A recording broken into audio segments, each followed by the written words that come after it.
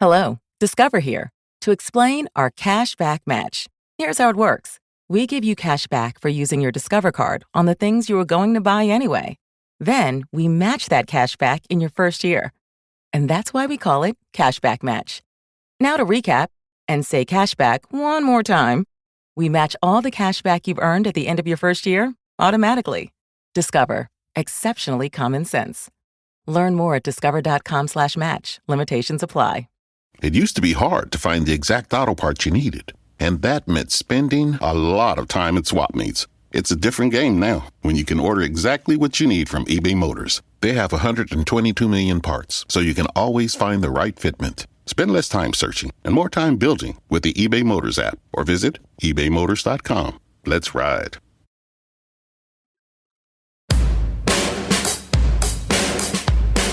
Hey everyone, this is the Almost World Podcast. Bringing to you mind-blowing interviews with guests from all over the world. So settle down, relax, and enjoy the show.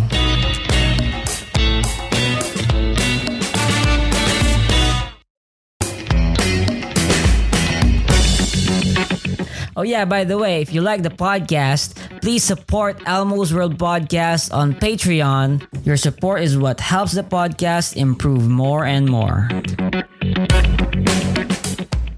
1, 2, and 3. Okay. Welcome to Almost World Podcast. This is Elmo Odor Jr., your host, and it's a great day today because we are able to talk to my friend Micah Stone. And Micah, could you introduce yourself? My name is Micah Stone. I am from Oklahoma in the United States, and I am a mystic and a philosopher, if you want to call me that. Okay. And what is a mystic?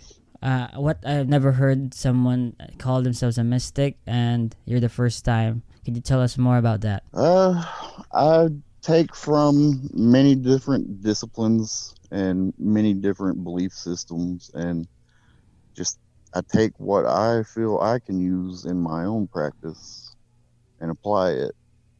So I don't really have a defined hard classification for myself. So as far as I'm willing to go, classifying myself would just be saying mystic, because I deal with mysticism. So what do you mean by dealing with mysticism? Other realmly things, not necessarily hard science concepts. So in terms of being a philosopher, how do you define being a philosopher? I have my own beliefs. I am not beholden to any doctrine, whether it be religious or another's philosophical take on things. And would you mind telling us the story of how you became a mystic and a philosopher? It all began with a dream, in sort of that a sleep paralysis state or an astral state, whichever one you wish to subscribe to. I'm laying down on my back, semi-aware but unable to move, and there's something draining some sort of force out of the crown of my head. And I suddenly become a dual consciousness. I have outside of me a entity that is usually a voice in my head. It's standing outside of me, and I have consciousness in it and consciousness in myself laying down at the same time. And this one that is usually a voice inside my head, his name is Shade. And he looks down at me and he says, "Use our pulse." And then I go back to being a singular consciousness as just myself laying down, and I see Shade start to pulse out some sort of energy. And each time this pulse happens, I feel whatever it is that has been leaching energy out of the crown of my head start to leach less and less out of me, and I start to wake up more and more. And then keeps pulsing out until the very last pulse that Shade does, I see him falter and he goes to one knee. And I wake up and like the other entity isn't leaching whatever out of my head anymore. And since that, this was in January, since that time, Shade has been absent to me in my head. And then come February, I started developing a story and world building as therapy. Um, and I'm in the process of procrastinating on it because apparently I have better stuff to do than therapy. And I hear a loud bang on my back door. And my dog knocks on the door when he wants in. So I think that's him, except it's a lot louder. So I'm kind of pissed because he's getting a little friendly with the door. I go and open the back door. There's no dog there. So I open the screen door and there's a cardinal, a female cardinal that is a bright yellow, not the normal brown, laying there on the ground, makes straight eye contact with me and dies. I see the life leave its eyes. So I immediately go and start researching specifically, like, what does it mean? What is the spirit message meaning of a female cardinal of an odd color running into your back door and dying on your back porch? And I get one result after a lot of searching. It said, "This is an awakening sign. You are about to experience true magic. Be prepared and be cautious." About 2 weeks after that occurred, um, my dog, I only feed him at night, and he was gone this night. So I get up before dawn, like probably about 15 minutes before dawn when it's a little pre-dawn light so you can see a little. Get up to go outside to feed him, and I see his white spot about 20 yards outside the back door. So I start walking towards him and call his name. And he pops up looking all happy, but about double the distance from me to him, like 20 yards further past him, I see a red streak just stand up and the most odd, uh, terrified gasp to it. And the only thing, what I took away from it most as my impression of what it looked like was red and strangely angular. It had a face, but not like a human face. It was almost pixeled, and it was yellow bleeding into orange, but the rest of it was red. And after it stood up and gave that terrified gasp, it folded in on itself and disappeared. So I started researching red spirit because that's all I could think. Like that's the only thing I gathered from it. It wasn't like anything I had ever read about or seen on a show or anything. And I couldn't find anything close to it except for a gin. And that was very loose. That was just because they're associated with color red sometimes and they can shapeshift. And this wasn't really a shapeshift, it was a folding in on itself and disappearing. But about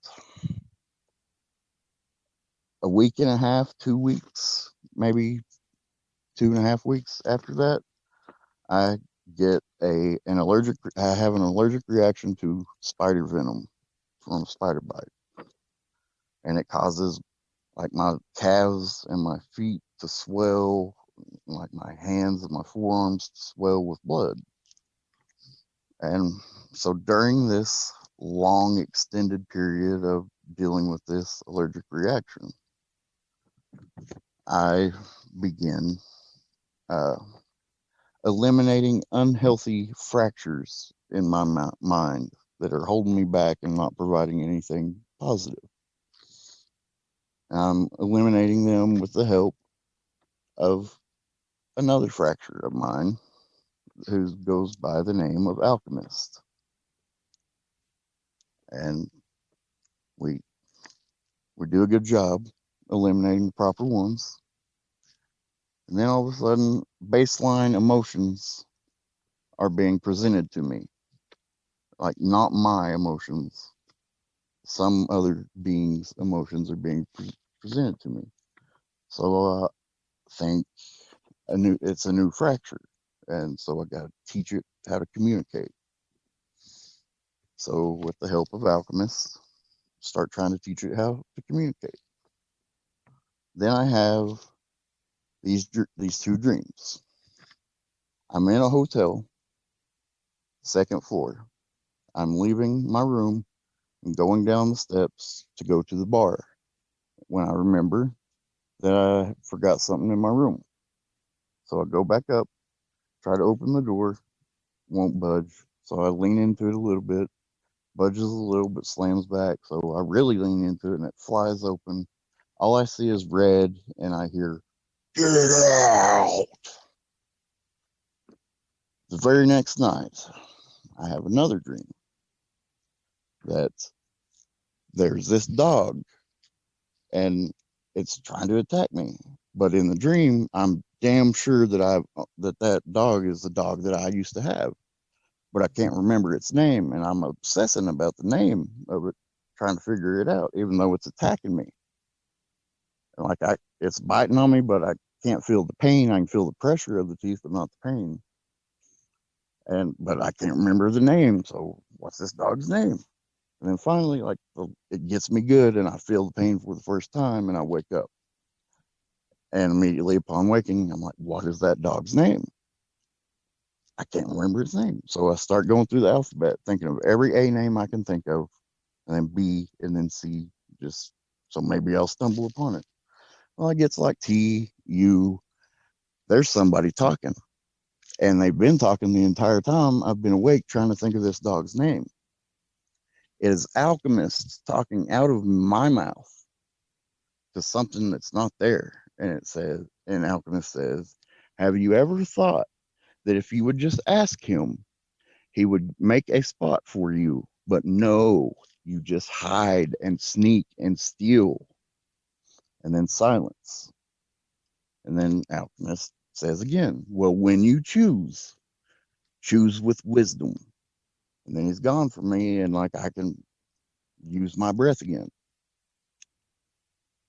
And so we go, another couple weeks on with this, and that baseline emotion fracture that I'd been trying to teach to talk all of a sudden hits me with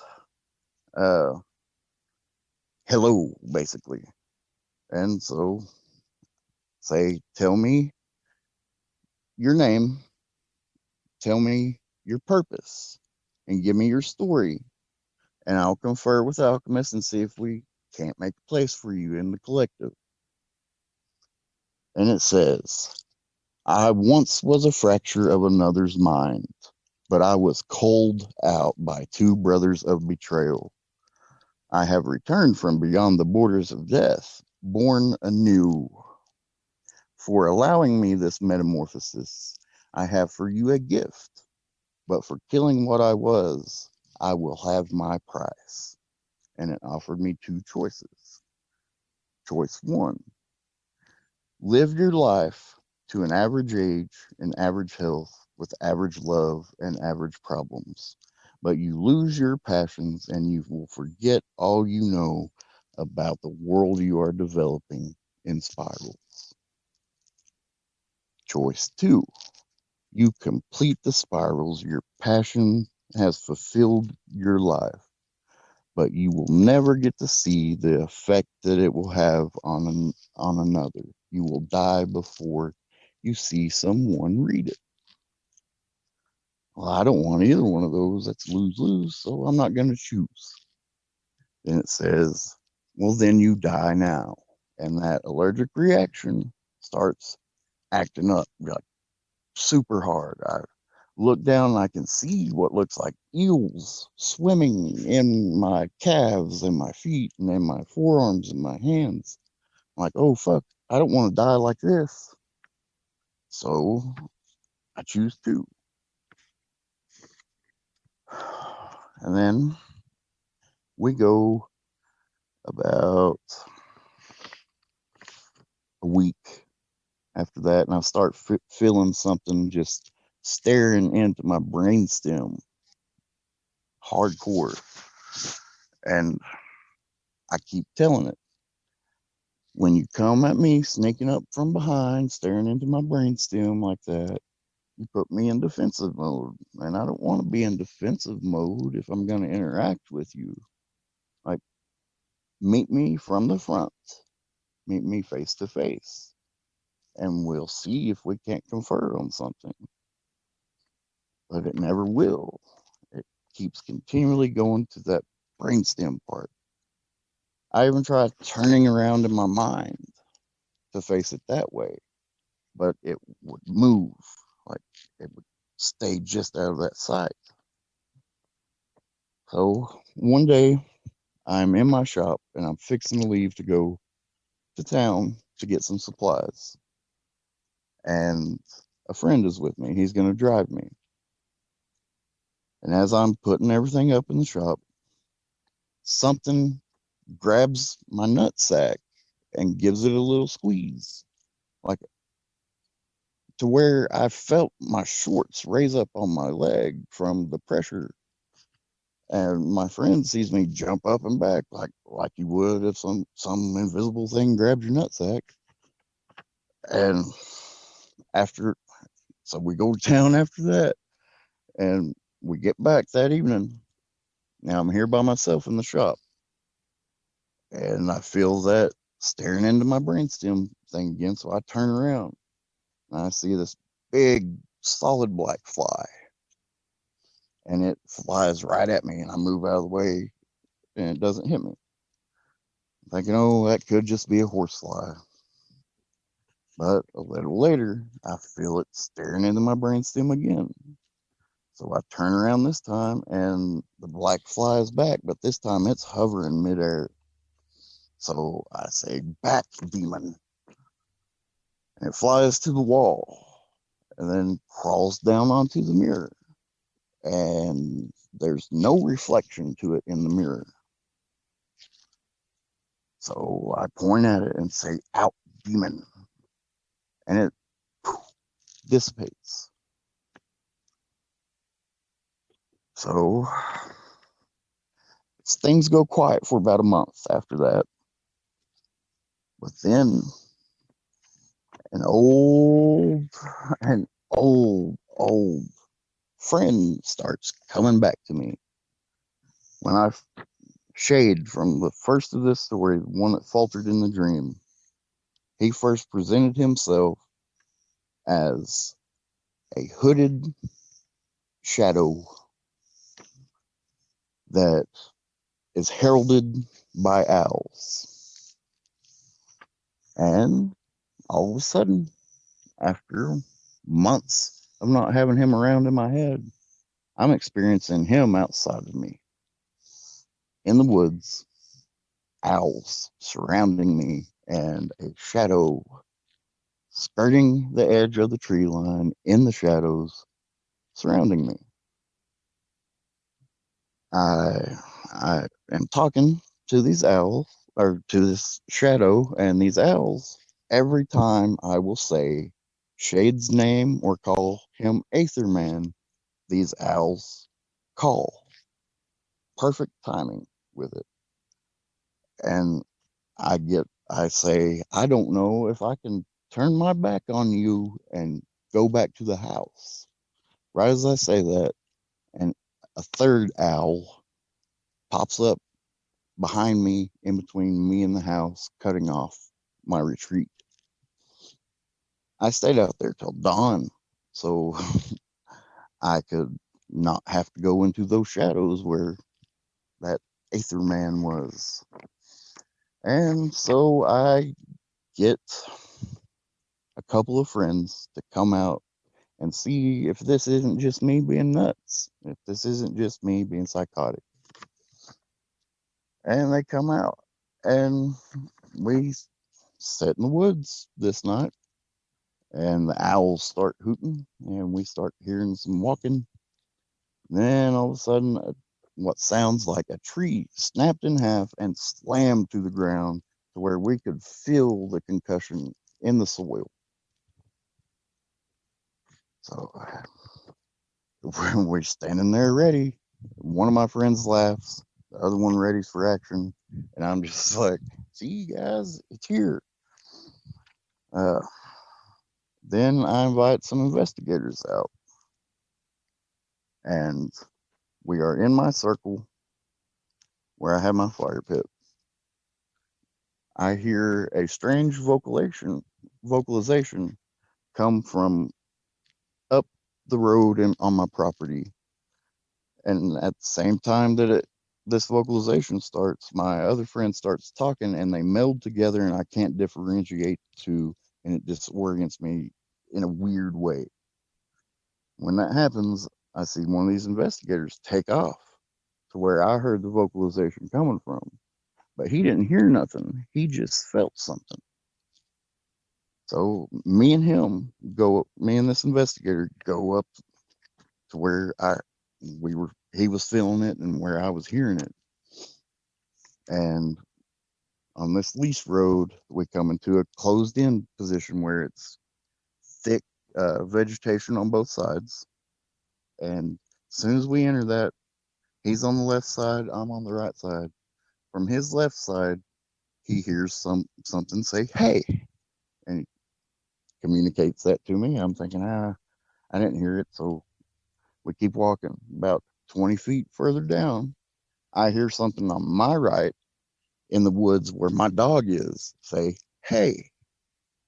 I point at it, keep walking. My dog immediately starts barking at it, and he chases something across the road, but nothing came across the road.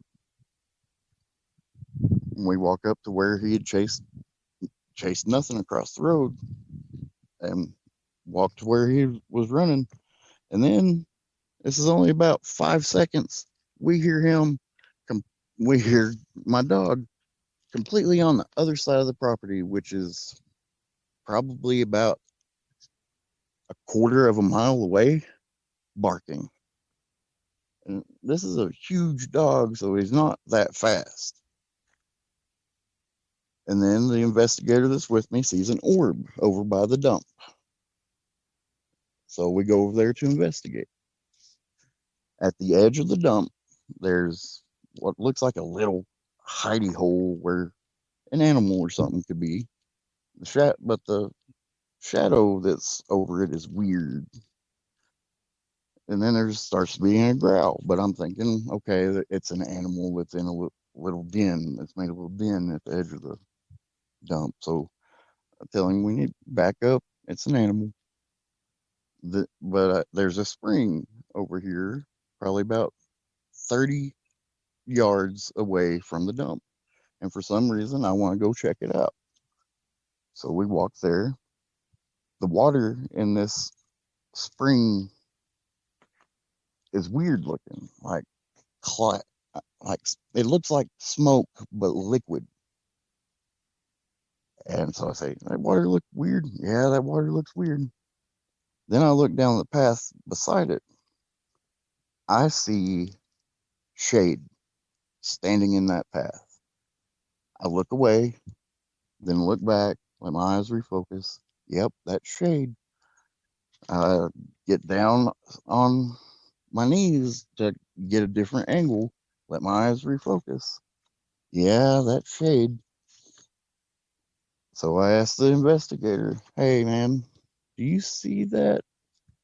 I get him down to where I'm at and he looks at it and oh my God.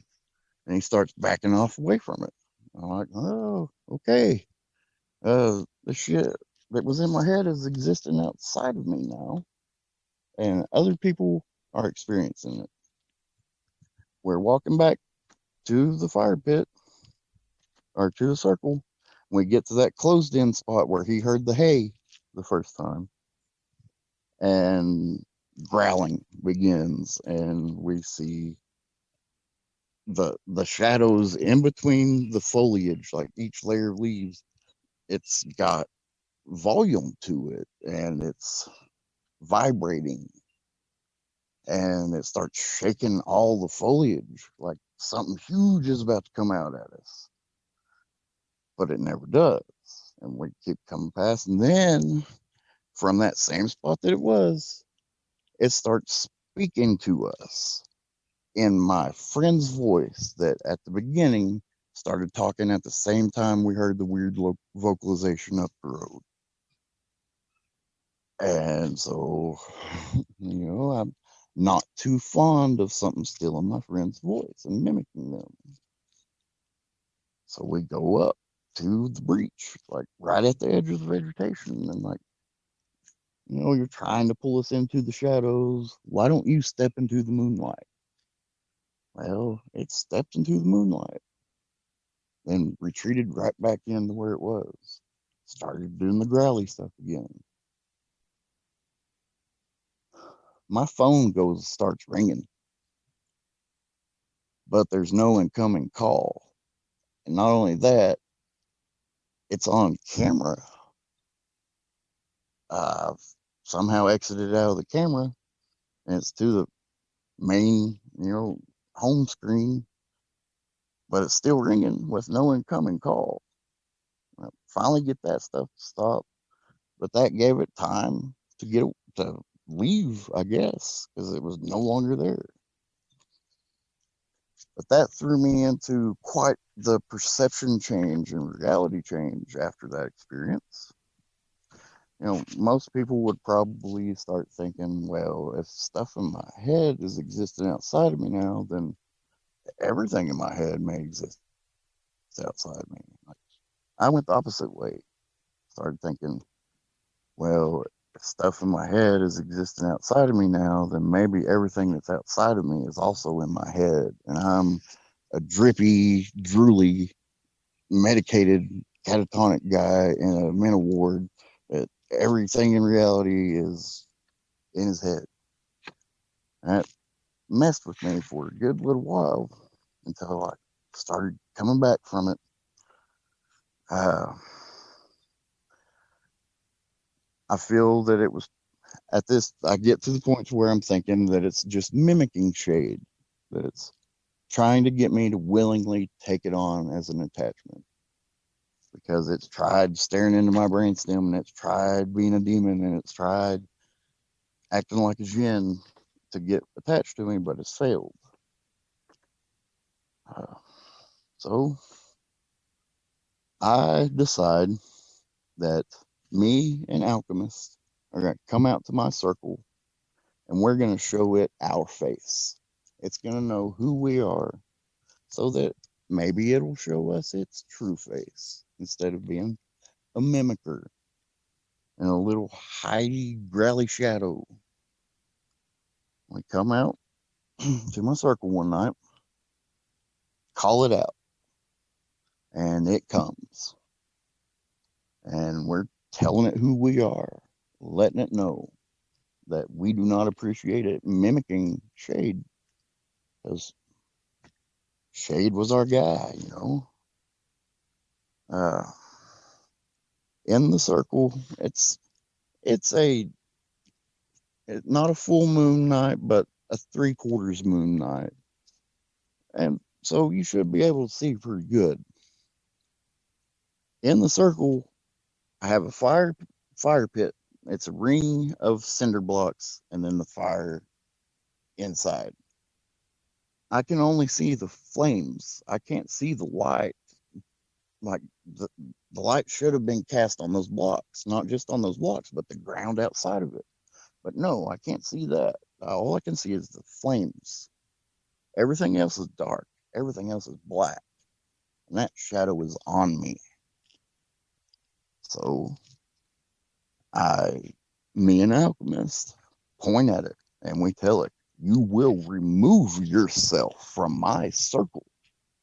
And it does. And we can see again. And behind a stack of logs that's at the edge of my circle, there's one weed sticking up to where you can see it from behind. And it is going crazy, shaking back and forth, and there's no wind. And I can hear that growl start again, and I can see the vibrating shadow in between each of the logs.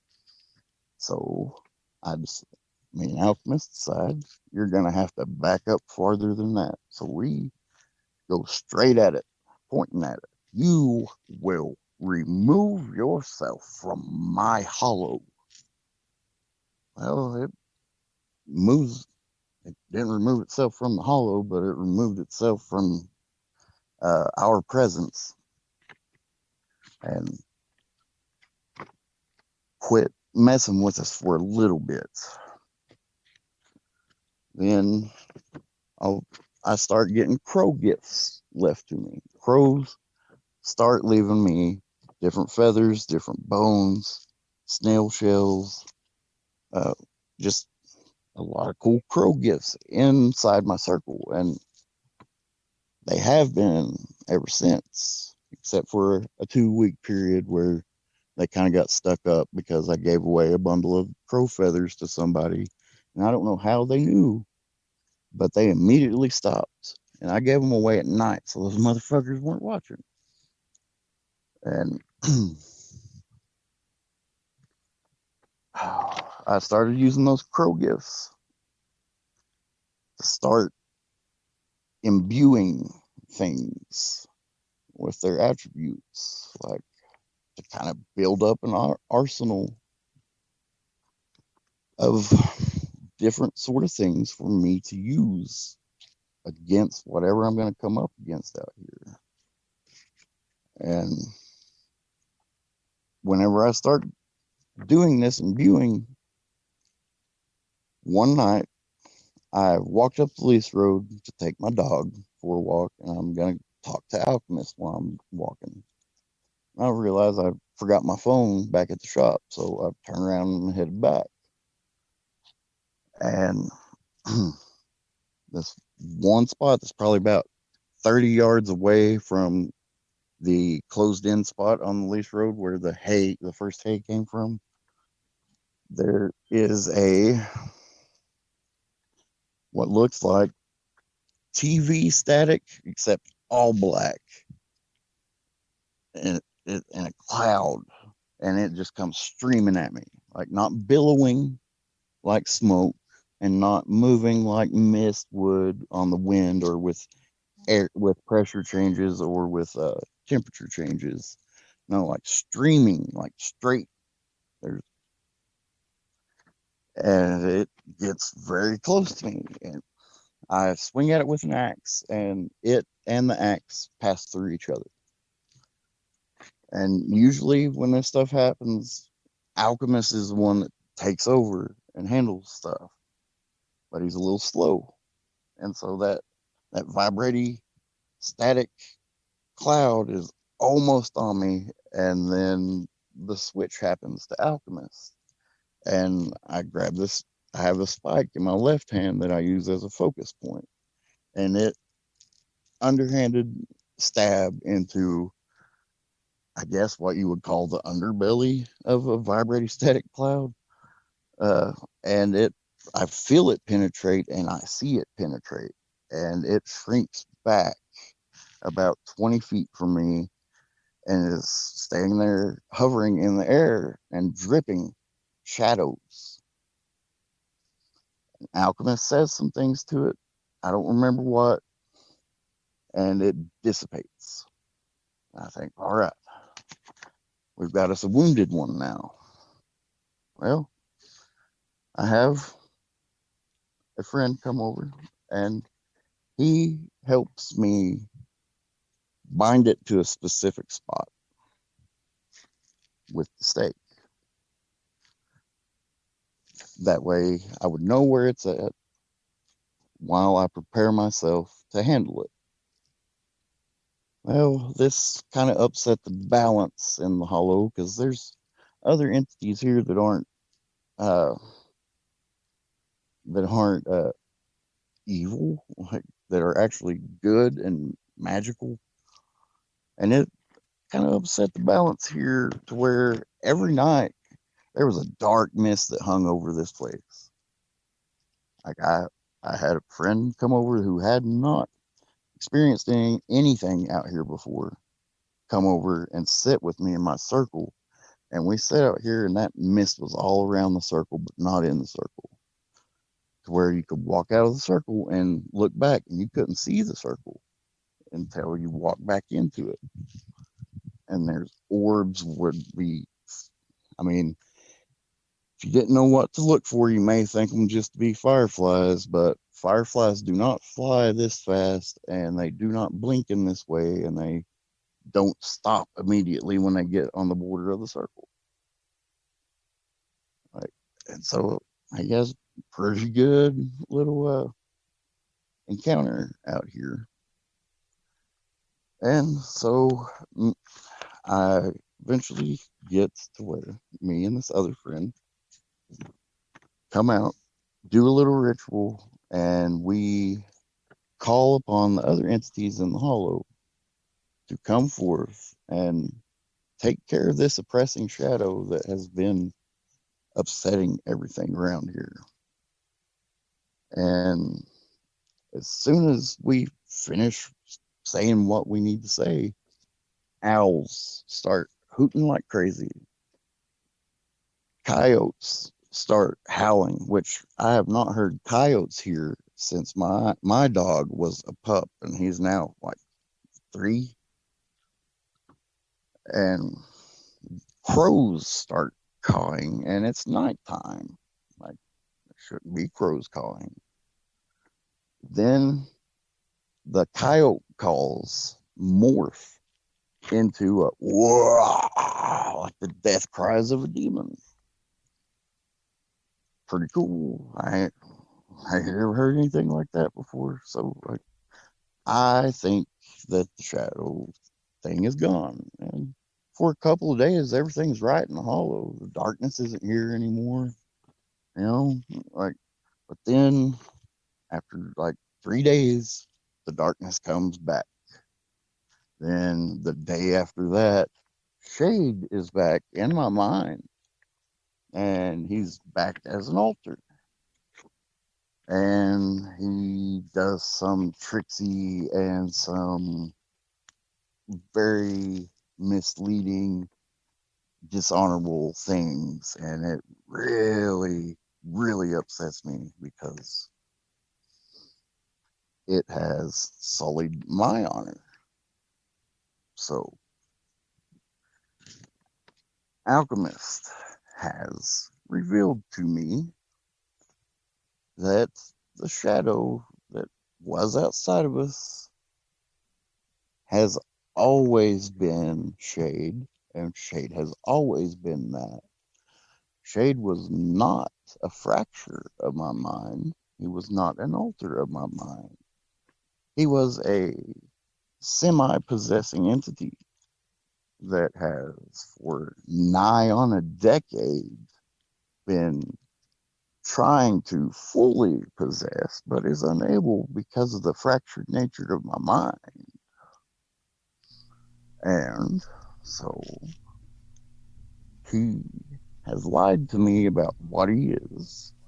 He has misled me as to the nature of what he is. He has done nothing positive for me the entire time he has been as an alter or a fracture of my mind. So I have taken it upon myself to not only rid myself and my hollow of this shadow, But tonight, I take it upon myself to rid the realm of this shadow because it is my duty to. I let it back into the world when I could have kept it in me. That's a well. That's an experience that is unique, very unique, brother Micah. Never heard anything like it before. I've never, I've never experienced anything like it before. Yeah, yeah. And I wanted to know, like, for example, how do you, let's say, release it back into the world, as you said it tonight? The other day when it came back into me as an alter, like either as a fracture, I could have held on to it. I could have kept it inside me, but it pissed me off so much about doing tricksy stuff and sullying my honor that I booted him out of me. And now it's back to being that little growly bitch of a shadow. And so I put it back into the realm. So I need to make sure it's gone for good. I think that that is a great step forward, because deceptive spirits or jinns, they're everywhere, and sometimes they choose the strongest among us to weaken them. Yeah, he was succeeding for almost a decade, but chose the wrong. And because like this experience is very unique to you, what kind of I guess lesson or advice would you give to the rest of the world if someone out there is also being tricked or is experiencing a shadow that is very deceptive? Never take them at face value and never let them closer than what they are. Never let them any closer than where you first see them. In fact, only back them further off. You give them any sort of leeway and they will take it and they will spin it and they will manipulate you to where you bring them back in. Yeah. And in other cultures, a lot of people would call the shade or or this spirit something of an evil or a demon or a different languages describe the same thing, and yeah, and demon possession is quite a huge thing, especially in my country. It always happens in the most unexpected times, especially for women. Young girls, in fact, are the most vulnerable to this. But I guess that I think that you told me once of the battle between the light and the darkness and staying in the gray. Yeah, and how would you share that in a way that other languages would understand or other cultures would understand? What I'm finding out with all of this is that there is a place between just pure imaginative fantasy and, well, let me retract. It's with meditation, people usually seek to clear their mind of stuff, like to get to reach a point to where there's no thought. And it's the same sort of concept, except you're not seeking to empty your mind. You're seeking to focus it on one specific thing. Whenever you get to that one specific focus where everything else is gone from your mind and you can visualize it, you can touch it, you can taste it, you can smell it, you can be what you are thinking of. That's the gray area. That's where you can focus your will and your intent into whatever you're doing, whatever you want. But I also think that that's the area that these things work in. So I think there's a lot of accidental going to the gray area or living in the gray area, lost in their thoughts to where they're unaware of reality, our physical realm. And I think they can often be preyed upon in those states. And it's usually, like intense psychological states like hardcore depression or psychosis. Even when you get stuck in those, I think it sends out like a signal. Things can see that you're stuck in that area and you're unaware of what you're doing there. So it's easier for them to latch on because you're unaware in the gray. I don't think that that's a good thing to be. I don't know if that explained anything or not, but that's where I went with it. Okay. Yeah. And you mentioned earlier that you have a philosophy that is none like others. And is it okay if you would share some of that?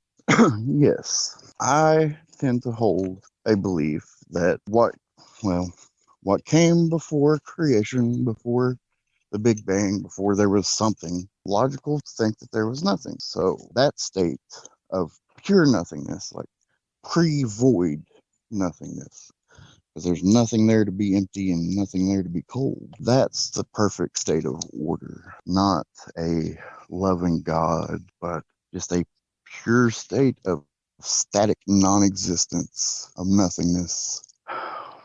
But I tend to hearken to the ancient Greek philosophy that one can never truly contemplate nothingness, for once one tries to perceive its qualities, it becomes something. So nothingness given unto thought becomes a very unhappy entity that is now having to be the thing that it hates most. It's having to be something that goes against its very nature, and it wishes to return to being nothing. And the only way to do that, every something out, to make every something back to being nothing. So it has to extinguish anything with thought.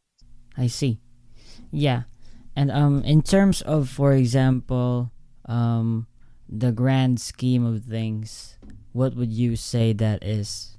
Oh, excuse me, I couldn't hear the last part. Yeah, in terms of with what the grand scheme of everything is, what do you think is the meaning of life or the purpose for it? To exist as an affront to this nothingness and flip it the bird, say you're not gonna take me back to nothing. Yeah, but would you say that when we die we go back to nothingness? No, I would not.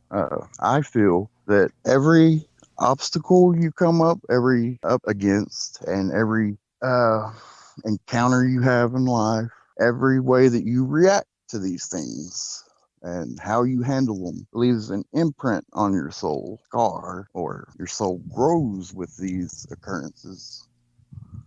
And after you die, you're either a broken down soul because you didn't handle things well and you became injured and scarred up, hurt and lessened, or you're more powerful than you would have been because you've handled things exemplary, you've stood up in the face of adversity, you've stared down demons, and you bettered yourself and others in their situation. And I want to ask you I one don't one know. last question. Okay, so in terms of being a mystic and being a philosopher yourself, what do you think is the best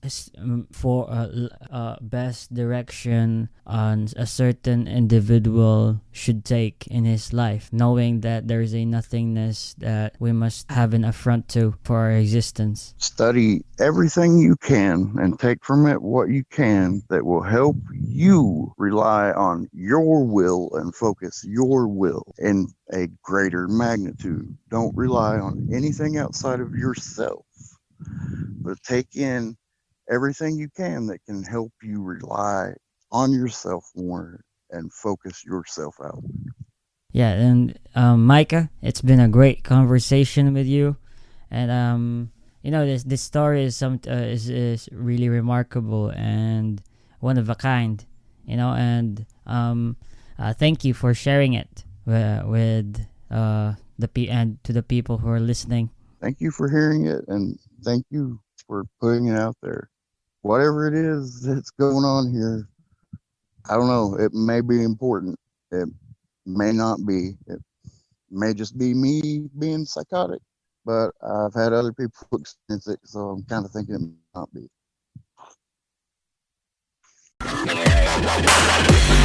So that's the end of it.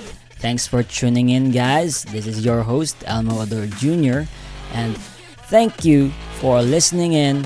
And please subscribe. Please follow us on Facebook. Please follow this. Please. Thanks.